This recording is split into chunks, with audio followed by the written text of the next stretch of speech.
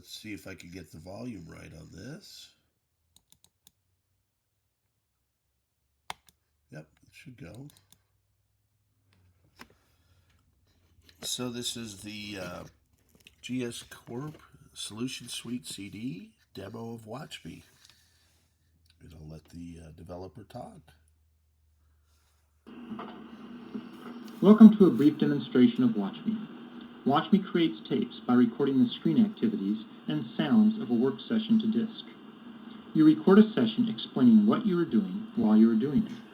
When the tape is played back, viewers hear your voice while seeing what you did. Watchme is great for creating instructional materials or for documenting your custom applications. This demonstration itself was recorded and is being played back with Watchme. The most important element in the Watchme application is the recorder window. Using this window, you control the recording and playing back of tapes in a fashion similar to a tape recorder. To load a tape into the recorder window, you use the load command from the tapes menu.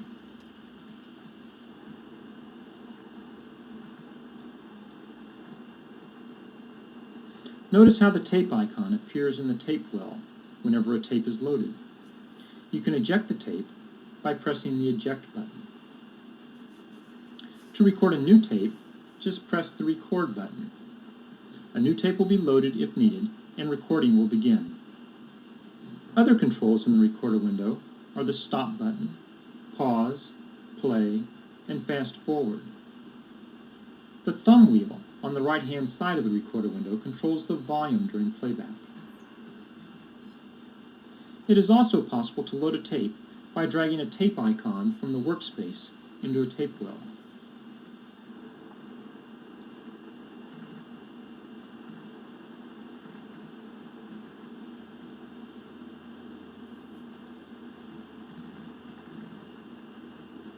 By bringing up the inspector panel, you can get more information about the tape. The inspector will tell you the location of the tape in the file system, how long it is, how much disk space the images and sound components take. Using the inspector, you can also set a tape to automatically start playing when it is opened, to compress a tape, or to specify the sound format that it is in. By dragging TIFF or EPS images into the appropriate wells, you can have them displayed at the beginning and end of the tape. These are just a few of the features of Watchme.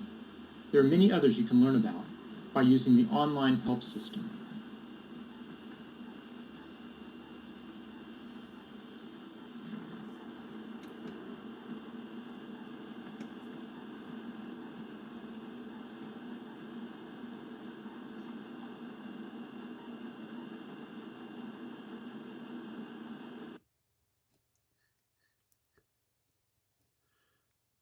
Okay, I think I've got the volume right now. And so I recently had contacted Bill, and he's like, yeah, I haven't thought about that app in about 30 years. So it was neat catching up. He actually went over to, or was at Next, and then branched off and developed these apps, and he's still successful doing, I believe, development today. It's been a while since I contacted him. But this other app, I'll go ahead, since this is kind of a rework of the Watchme, and I think I've got the volume right, I'm going to go ahead and do screencast as well. So we'll get a 2-for-1 on this one. And launch it, and hopefully it just works. This one's really neat. Years ahead of everything else. Would have been great to have back in the day, actually. Had I have known.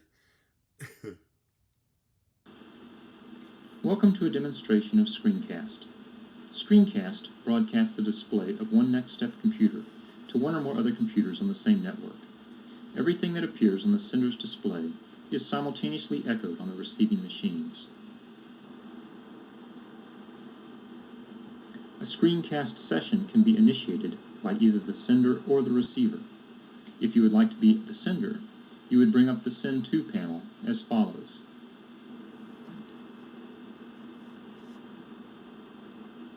You enter the name of the host machine you wish to send to and press return to put the name in the host list.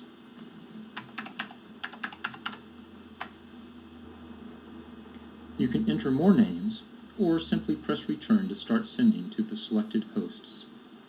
Let's just hit return to start sending to the host another.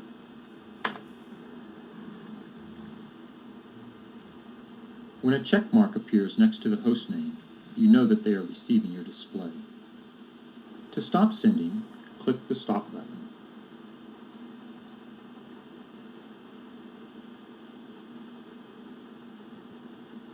If you would like to view someone else's display, bring up the Receive From panel.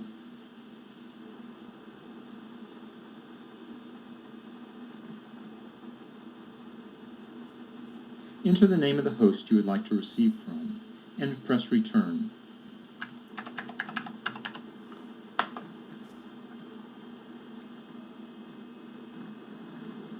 This is huge. If their preferences are set to allow it, while viewing a remote display, you can use your mouse and keyboard to control the sender's computer.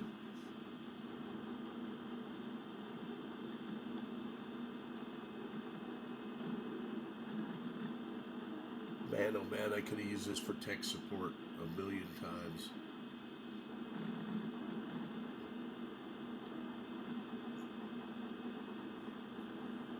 We'll try and get it working on previous to Next computers on my home network. But apparently you can do this globally if you were on the same network, so that might be interesting to try.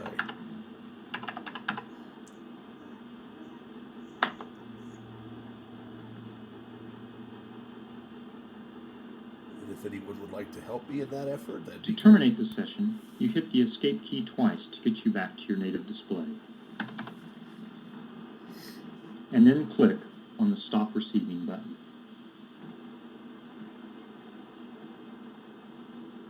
Now watch a brief demonstration of how Screencast could be used for remote user support.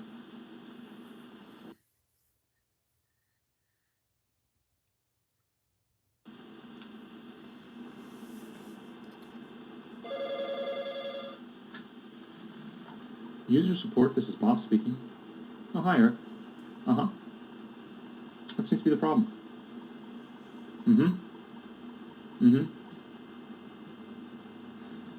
Okay, so let me see if I got this.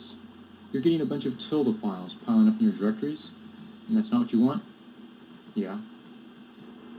Okay, I got an idea. Let me use Screencast to look at your display, okay? Let's see, bring up the Receive From panel. What was your host name? Another? Okay. Okay, you sit back and just let me drive, okay? You just watch. Okay, your screen's coming across now. Okay, I want to go and check your edit application and look at the preferences. Let's go here. Preferences. Where is it? I think it might be under Global Options. Yeah, here it is. Yeah, this is the problem, Eric.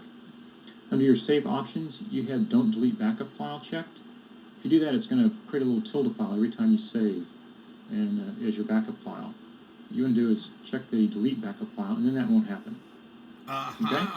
And we're going to click Set to save that. Thanks, Bob. Great. Okay, I'm going to go ahead and break your connection here. You the man. Great, well, I guess that's got taken care of. I'll see you later, Eric. Yeah, okay, maybe I'll catch you in the cafeteria later. Have a Bye-bye. good one, Bob. Yep. Cheers.